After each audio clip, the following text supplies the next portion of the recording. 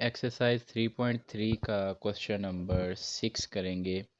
Consider the function defined by f of x is equal to 5x plus 1।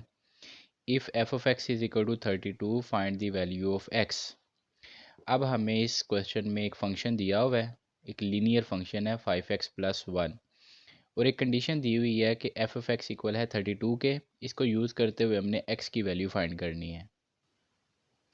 तो ये question बहुत आसान है। हमने क्या करना है, ये फंक्शन लेंगे हम, इसमें हम f of x is equal to 32 रख देंगे। एफ ऑफ एक्स की जगह क्या रख देंगे, 32। तो ये हो जाएगा एफ ऑफ एक्स की जगह आ जाएगा 32, बाकी फंक्शन एज इट इज़ रहेगा F of x 5x plus 1। अब हम इसको सोल्व कर लेंगे। एक इक्वेशन है, चाहे इसको लेफ़्ट हैंड साइड पर इसको जो है वो हम लिख लेंगे लेफ़्ट साइड पर और इसको राइट साइड पर, और ये प्लस 1 उधर जाके -1 हो जाएगा। ये हमारे पास 32 माइनस 1 31, ये 5 इधर आके डिवाइड हो जाएगा और ये इक्वल है 6.2 के। तो यहाँ से हमें x की वैल्यू इजीली मिल जाएगी।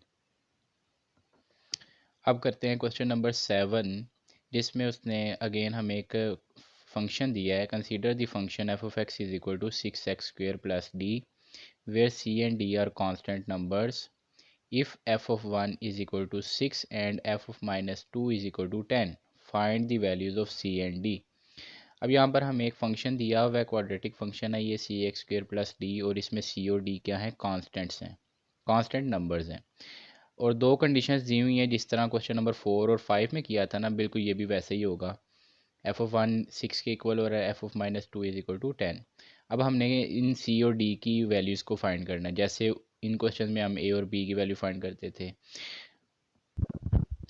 तो इसको यूँ करेंगे कि सबसे पहले हमें ये फंक्शन दिया हुआ है, इसको लिख लेंगे। सबसे पहली वाली कंडीशन यूज़ करेंगे जो कि equal f of 1 is equal to 6।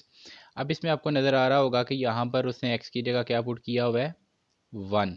तो हम भी यहाँ पर इस फंक्शन में x की जगह 1 रख देंगे। तो जहाँ x होगा वहाँ 1 रख देंगे।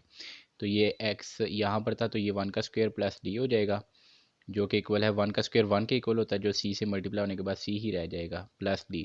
और एफ ऑफ 1 किसके इक्वल है, वो है 6 के इक्वल, तो हम इसको रख देंगे 6 के इक्वल। तो 6 is equal to 6 plus c plus d, और इसको लेफ़्ट साइड पर और इसको राइट साइड पर लिख लेंगे, तो ये हमें एक इक्वेशन मिल जाएगी। इसी तरह अब सेकंड कंडीशन को यूज़ करेंगे। सेकंड कंडीशन में हमने क्या पुट करना है, एक्स की जगह -2। तो इस फंक्शन में एक्स की जगह -2 पुट कर देंगे यहाँ और यहाँ। तो ये मैंने पुट किया है यहाँ पर, ठीक है। ये -2 का होल स्क्वायर हो जाएगा। अब यहाँ पर इवन पावर है और अंदर माइनस का साइन है, तो वो प्लस हो जाएगा और 2 का स्क्वायर हो जाएगा 4 के इक्वल। तो ये c टाइम्स 4 4c हो जाएगा प्लस d, और f ऑफ -2 जो है वो हमें 10 के इक्वल जो है वो दिया गया हुआ है। तो इसको 10 के इक्वल रख देंगे हम। तो इसको हम लेफ़्ट साइड, इसको राइट साइड पर लिख देंगे, तो ये हमें सेकंड इक्वेशन मिल जाएगी। अब मैंने आपको बोला हुआ है कि आपने इन दोनों को साइमल्टेनियसली सोल्व करना है। तो इक्वेशन 1 को पकड़ेंगे, इसमें से किसी एक वेरिएबल की वैल्यू जो है ना वो हम फाइंड कर लेते हैं। जैसा कि मैंने यहाँ पर c की ही वैल्यू फाइंड कर ली है, जो कि इक्वल है 6 माइनस डी। अब हमने क्या करना होता है, इसको इक्वेशन नंबर 2 में पुट कर देना होता है। मीन्स हमने इक्वेशन 1 को सोल्व करना है और इसको पुट कर देना इक्वेशन नंबर 2 में। तो इक्वेशन नंबर 2 में अब 4 c की जगह आ जाएगा ब्रैकेट के अंदर c minus d plus d is equal to 10। तो ये देखें मैंने ना c की वैल्यू पुट कर दी है यहाँ से उस इक्वेशन में, ये ऐसे, और ये ब्रैकेट लगाएंगे हम। 4 6 टाइम्स 24, और ये माइनस का साइन आएगा और 4d आ जाएगा plus d is equal to 10।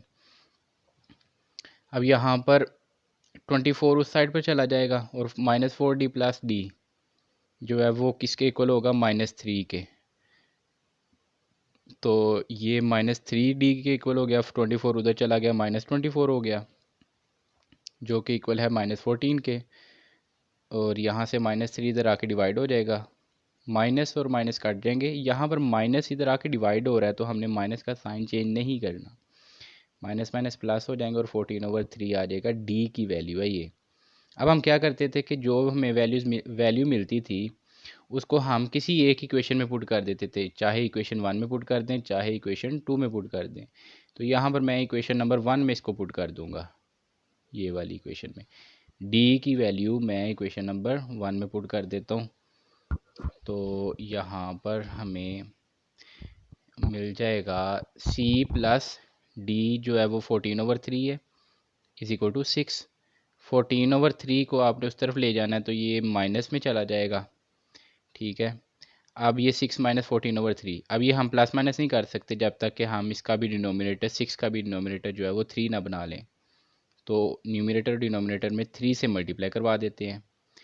तो 3 से मल्टीप्लाई करवाने के बाद अब डिनोमिनेटर सेम हो गए हैं, तो अब इनका एलसीएम जो है वो 3 आ गया और ये 6 था 18 और ये -14 एज इट इज़ न्यूमिनेटर में।